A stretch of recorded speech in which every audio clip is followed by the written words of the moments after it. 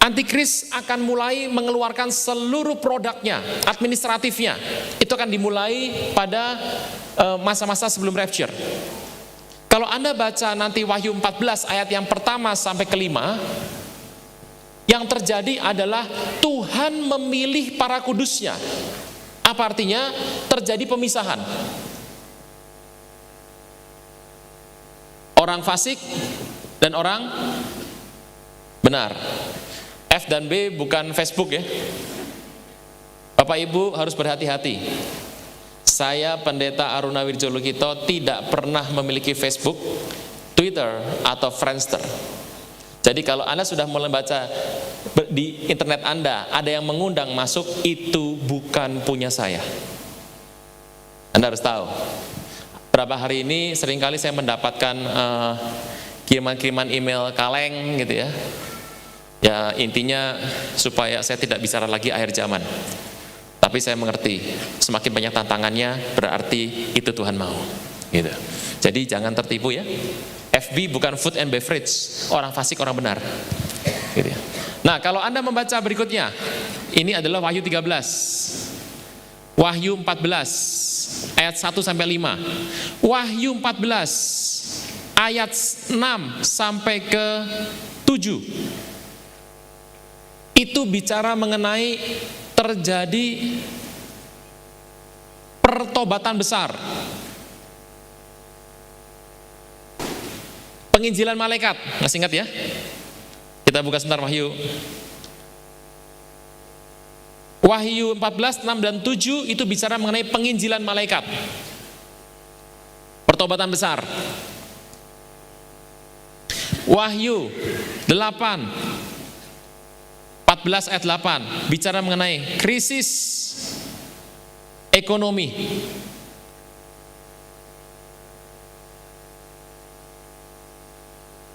Dan yang terakhir adalah yang Wahyu 14 ayat 9 sampai 13. Tekanan kepada orang percaya dan kasih menjadi dingin, jatuh. Ada 5 hal saya rangkumkan dari yang pertemuan bulan lalu. Ada 5 hal yang akan terjadi sebelum rapture. Urutannya lihat dari Wahyu 13 sampai Wahyu 14 ayat yang ke-13. Berarti kalau kita mau menyatakan bahwa kejadian ini adalah urutan peristiwa, yang pertama Anda harus mengerti dulu bahwa Wahyu 14 ayat 14 sampai 16 itulah rapture. Kalau kita sudah meyakini bahwa Wahyu 14 ayat 14 sampai 16 itu rapture, Anda akan tahu bahwa kejadian setelah itu adalah pasca rapture, di atasnya adalah pra rapture. Nah, mari kita lihat apakah ada ayat lain yang mendukung terjadi rapture itu sebelum apa. Nih, Anda silahkan cek mana yang sudah kejadian, mana yang belum. Produk antikris menguasai dunia, sudah belum? Sudah. Yang namanya RFID itu adanya bukan cuma baru masuk, RFID sudah ada di mana-mana. Bukankah Bapak Ibu kalau tidak salah kalau kerja di satu perusahaan keuangan yang namanya komputer, meja saja sudah memakai teknologi RFID.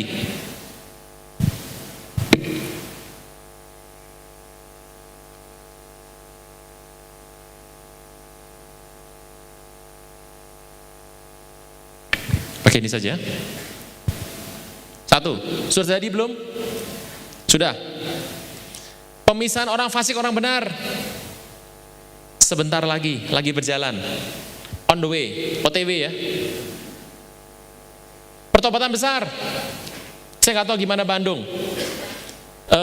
Serang, Banten, Tangerang sudah mulai, on the way ya. Krisis ekonomi, belum, bukan yang kemarin, belum, ini belum. Tekanan pada orang percaya, kasih banyak orang semakin turun, ya on the way.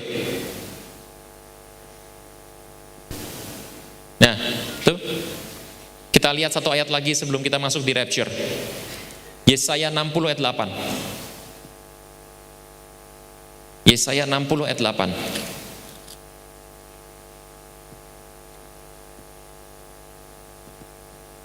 Masih ingat cerita ini bulan lalu? Siapakah mereka ini yang melayang seperti awan, seperti burung merpati ke pintu kandangnya?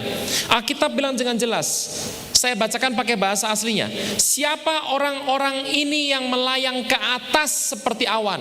Kapan Anda dan saya melayang ke atas seperti awan? Rapture. Berikutnya, dan seperti burung merpati kembali ke kediamannya. Kapan Anda sama saya melayang ke atas seperti burung merpati putih naik ke rumah Bapa? Kapan? Rapture.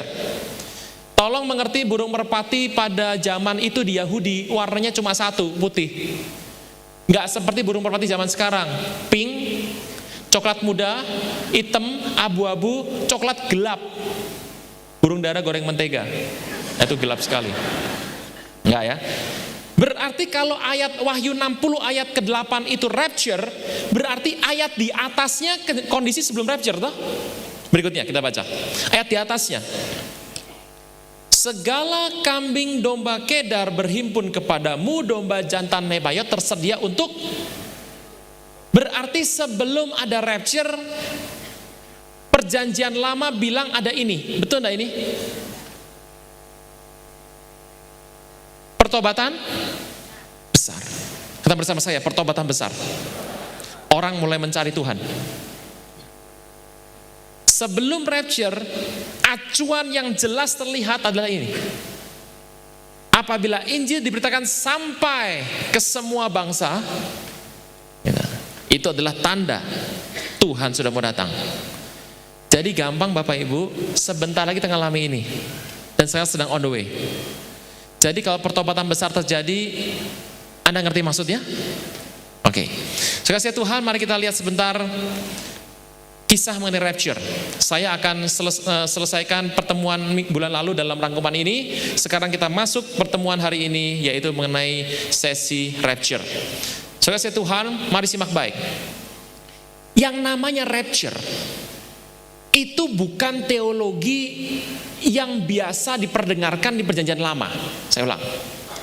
Rapture itu bukan konsep teologi yang banyak diperdengarkan di dunia perjanjian lama. Apakah orang perjanjian lama tahu bahwa nanti akan terjadi satu masa di mana orang percaya itu naik?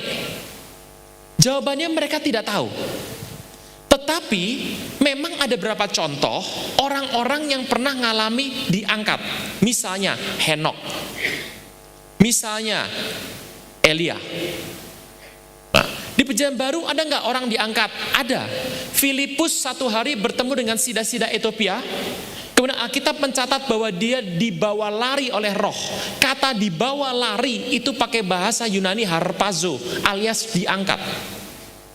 Masih ingat Ahab naik kereta kuda, kemudian yang namanya Elia lari lebih cepat dari dia. Nah, kata itu juga menggunakan kata pengangkatan. Nah, tetapi secara teologi perjanjian lama itu hampir tidak pernah ditemukan ada teologi pengangkatan bagi orang hidup. Contoh.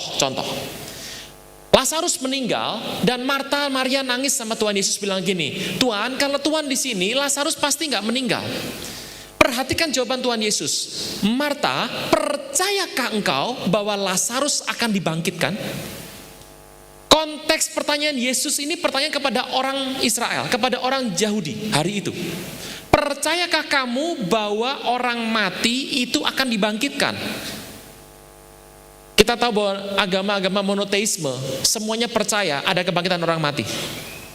Jawabannya Marta lebih mantap lagi. Dia bilang begini, Tuhan, aku percaya Lazarus akan dibangkitkan nanti di akhir zaman saat orang mati bangkit. Jadi Marta tuh dari kecil dia pasti pernah ikut seminar akhir zaman 4 kali. Nah itu Marta itu. Orang tuanya pernah ikut, diajar sama anaknya sampai hafal. Marta itu pernah tahu nanti dia bilang akan ada akhir zaman. Nah, akhir zaman tempat apa? Tempat orang mati bangkit. Jadi di mata Marta yang sudah berkali-kali ikut seminar itu, tidak pernah terbersit sama sekali bahwa orang hidup itu bisa naik. Dan betul kalau kita lihat di Alkitab Perjanjian Lama, hampir tidak pernah ada teologi orang hidup naik. kisah Elia, kisah Henok, kita harus tahu, kisah-kisah itu adalah kisah personal. Nah, mari kita lihat sebentar. Dari sepanjang firman Tuhan, 1 Tesalonika 4. Siapkan, 1 Tesalonika 4. Sepanjang isi firman Tuhan, di perjanjian lama itu hampir tidak pernah disebut ada orang hidup bisa naik. Orang mati bisa bangkit, mah ada ceritanya. Orang di sebelah Tuhan Yesus pun, dia walaupun dia penjahat, dia seorang perampok, dia seorang yang jahat, tetapi waktu dia mati dia bilang gini, Tuhan, nanti kalau mati ingat saya ya. Itu artinya apa? Dia mengharapkan ada kehidupan setelah kematian. Jadi cerita itu cerita biasa sekali. Perjanjian lama hampir tidak mengupas secara eksplisit, secara terbuka rapture. Nggak pernah. 4 Injil tidak pernah mengupas eksplisit rapture. Petrus, Timotius, Filemon, Titus, Yakobus, Yudas, Yohanes di Patmos saja tidak pernah cerita rapture gamblang. Hampir tidak pernah ada satu kitab pun atau hamba Tuhan manapun yang membahas rapture. Musa tidak pernah, Abraham tidak pernah, Yakub tidak pernah, apalagi Esau. Saudara Tuhan, hanya ada satu hamba Tuhan yang mengajar kepada kita teologi bahwa orang hidup ini bisa naik. Cuma satu, namanya Paulus. Dan masalahnya itu orang cuma menulis di 2 tempat saja. 1 Korintus 15 dan 1 Tesalonika 4 itu. Itu yang kita akan baca hari ini. Jadi yang namanya teologi rapture cuma ada di 2 tempat. Nah, perhatikan baik-baik. Saya mau bahas beberapa hal bukti bahwa orang-orang perjanjian lama itu lebih berpikir mengenai orang mati bangkit. Tetapi kalau orang hidup bisa naik, hampir sulit buat mereka terima. Yesaya 26 ayat 19. Yesaya 26 ayat 19. Saya bacakan. Ya Tuhan, orang-orang-Mu yang mati akan hidup pula, mayat mereka akan bangkit pula. Hai orang yang sudah dikubur dalam tanah, bangkitlah dan bersorak. Sebab embun Tuhan adalah embun terang dan bumi akan melahirkan arwah kembali. Pertanyaannya, berarti orang pada zaman itu percaya tidak orang mati bisa bangkit? Jadi percaya bahwa orang mati bisa bangkit itu percayaan dasar. Nah, mari kita lihat bahwa sepanjang isi firman Tuhan konteksnya adalah orang tidak pernah punya pemikiran teologi rapture. 1 Korintus 15 ayat 51. Perhatikan baik-baik apa firman Tuhan katakan. Sambil Bapak Ibu mendengarkan pengajaran ini, kalau Anda ingin ada pertanyaan, tulis di kertas saja. Selesai nanti majukan ke depan di sesi kedua, kita akan bahas. Kalau bisa jawab, saya jawab. Kalau tidak bisa, ya nanti jadi PR pas ketemu di awan-awan. 1 Korintus 15, 51. Sesungguhnya aku menyatakan kepadamu suatu rahasia. Kata bersama saya rahasia. Jaga saya Tuhan, yang namanya hidup itu rahasia. Makanya penting sekali ada 3 rahasia besar yang kita harus buka. Orang tidak pernah buka 3 rahasia besar ini, hidupnya gak pernah bahagia. Yang pertama adalah rahasia rohani. Apa isinya? Rahasia iman, rahasia keselamatan, rahasia Tuhan, rahasia Kristus. Itu rahasia. Yang kedua adalah pernikahan. Pernikahan itu rahasia. Paulus bilang, hubungan suami dan istri seperti hubungan Kristus dengan jemaat. Itu rahasia besar. Makanya perhatikan, tidak banyak orang mau nikah banyak, tetapi gak banyak yang bisa mengelola rumah tangga. Kenapa? Karena mengelola rumah tangga itu rahasia. Untuk kita bisa mengelola dengan baik, kita butuh yang namanya mengerti rahasia rohani. Rahasia rohani, rahasia pernikahan yang keempat, rapture itu rahasia.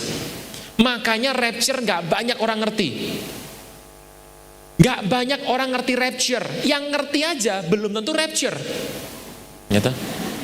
Nah itu penting. Berikutnya 1 Korintus 15 bilang gini, sesungguhnya aku bilang kepadamu suatu rahasia. Ini rahasia. Artinya cuma Anda dan saya yang mengerti. Cuma orang-orang yang mau cari tahu yang ngerti. Kita tidak akan mati semuanya. Paulus bilang, jadi orang kalau mau ketemu Tuhan gimana? Pada zaman perjanjian lama, konteksnya cuma satu, kamu mati. nanti pasti ketemu Tuhan. Makanya hidup yang benar. Kalau kamu mati ketemu Tuhan. Itu adalah salah satu-satunya jalan orang percaya bisa ketemu Tuhan dengan normal. Tetapi Paulus bilang, ada rahasia. Kita semua akan alazo, diubah. Kenapa diubah? Ayat berikutnya. Pada waktu itu, dalam sekejap mata, bahasa aslinya begitu, ini ada yang salah. Pada waktu itu, dalam sekejap mata, in the twinkling of eye, pada waktu bunyi nafiri terakhir, sebab nafiri akan berbunyi dan orang mati dibangkitkan dalam keadaan tidak dapat binasa, dan kita semua diubah. Jadi orang mati bangkit sebab nafiri akan berbunyi, orang mati bangkit. Dikatakan pada waktu bunyi nafiri terakhir ada pengubahan. Jadi kalau bunyi nafiri terakhir, yang pasti nafirinya bunyinya sekali atau lebih dari sekali. Lebih dari sekali. Nah, bunyi nafiri lebih dari sekali tujuannya apa? Yang pertama, supaya orang yang mati bangkit. Yang kedua, supaya yang masih hidup itu alazo, diubah. Nah, mari kita lihat. Kita buka sekarang 1 Tesalonika 4.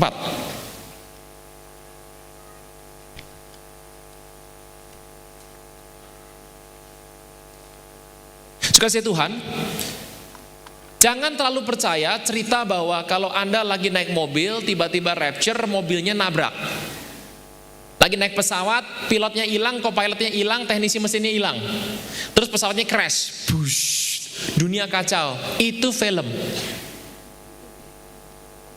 Tuhan datang pakai tanda. Tuhan tidak datang pikebu, datang gitu. Enggak, dia pakai tanda. Mari kita lihat, pelan-pelan. Selanjutnya, kenapa kisah Tesalonika ini muncul? Tesalonika adalah ibu kota Masedonia. Di tempat itu ada begitu banyak kebudayaan masuk. Kebudayaan masuk mengatakan orang kalau mati itu hanya bisa ketemu sama keluarganya lagi kalau dia pakai upacara khusus. Dalam kekacauan kisah di Masedonia, Tesalonika, Paulus datang dan menjelaskan iman Kristennya. Ini ayat kisah 1 Tesalonika ini cocok buat orang yang mempertanyakan kehidupan setelah kematian. Orang yang mau tanya setelah mati mau kemana, 1 Tes 4 ini sangat baik sekali.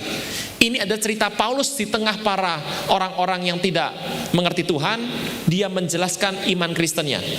Kami tidak mau saudara-saudara bahwa kamu tidak mengetahui tentang mereka yang meninggal, supaya kamu jangan berduka cita seperti orang tidak punya pengharapan. Jadi kalau kita punya saudara percaya Tuhan Yesus meninggal, Anda sedih wajar, tapi jangan kemudian kepala dibenturkan ke tembok. Jangan. Kalau Anda ngalami ada orang yang berpulang, sebetulnya orang percaya itu bersyukur karena orang itu tugasnya selesai. Kita yang belum selesai nih. Karena jikalau kita percaya bahwa Yesus telah mati dan telah bangkit, maka kita percaya juga bahwa mereka yang telah meninggal dalam Yesus, kata bersama saya, meninggal dalam Yesus, akan dikumpulkan Allah bersama-sama dengan dia. Jadi kalau orang meninggal dalam Yesus, itu nanti pada saat meninggal dikumpulkan bersama dengan Tuhan Yesus. Berikutnya, ini kami katakan kepadamu dengan firman Tuhan. Pakai firman Tuhan loh, sah sekali. Kita yang hidup, pembicara hari ini dan yang mendengarkan di GBI Baranang Siang, kita yang masih hidup, yang masih tinggal sampai Tuhan datang. Masih ingat cerita saya tahun bulan lalu, Tuhan datang berapa kali? 3 kali. Yang pertama 2000 tahun yang lalu, yang kedua dia di angkasa, rapture, yang ketiga second coming. Yang kita tunggu second coming atau rapture? Rapture. Sebab kita yang hidup yang masih tinggal sampai kedatangan Tuhan sekali-kali tidak akan mendahului mereka yang telah meninggal. Jadi kalau rapture yang naik dulu yang meninggal dalam Tuhan, atau dia yang hidup dalam Tuhan yang meninggal. Jadi kalau ada saudara kita yang hidupnya sungguh-sungguh sama Tuhan meninggal, nanti kalau rapture dia duluan. Kloternya jelas. Ayat 16. Ayat 16 saya ulang pakai bahasa aslinya. Ini ada urutannya salah di sini. Saya ulang. Ayat 16. Sebab pada waktu itu, koma, Tuhan sendiri, koma, dengan suatu seruan, koma, suara penghulu malaikat, koma, dan bunyi sangkakala Allah, titik, koma, akan turun dari surga dan mereka yang mati dalam Kristus lebih dulu bangkit. Saya ulang. Sebab pada waktu itu, koma, Tuhan sendiri, koma, dengan suatu seruan. Jadi Tuhan datang, tandanya pertama apa? Seruan. Yang kedua, suara penghulu malaikat. Yang ketiga, bunyi sangkakala Allah, titik, koma, akan turun dari sorga dan mereka yang mati dalam Kristus lebih dulu bangkit. Saudara Tuhan, katakan bersama saya, mati dalam Yesus. Katakan berikutnya, mati, meninggal dalam Kristus.